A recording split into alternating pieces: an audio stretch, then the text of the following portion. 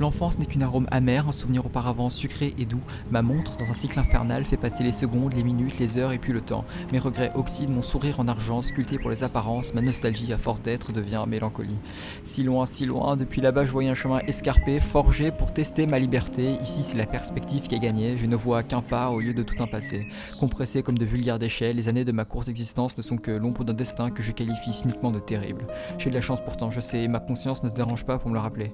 Le relativisme est la drogue de celui qui se sent brisé entre optimisme et défaitisme. Vivre de sucre est un songe complaisant car la mer gagne toujours, pourtant, qui ne paierait pas un voyage dans le passé. Ou peut-être suis-je ignorant, je préfère encore cette issue-là car elle fait vivre l'espoir.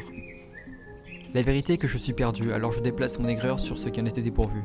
L'innocence, elle rime avec inconscience. Malgré tout, elle demeure bienfaisante. Tous ces choix passés, toutes ces décisions, toute cette arrogance m'ont forgé, et je suis en conflit avec celui que je suis aujourd'hui. Comment en vouloir à un enfant fier ? Dois-je aller de l'avant ? Je n'ai pas le choix à ce que je vois. Cependant, à une époque où le stoïcisme se dénature pour sublimer la doctrine des formateurs, où Marc Aurèle serait au sommet de sa gloire plusieurs millénaires trop tard, à une époque où le développement personnel devient une croyance, où les pseudosciences génèrent du clic et le doux sentiment d'espoir, qu'est-ce qu'aller de l'avant ?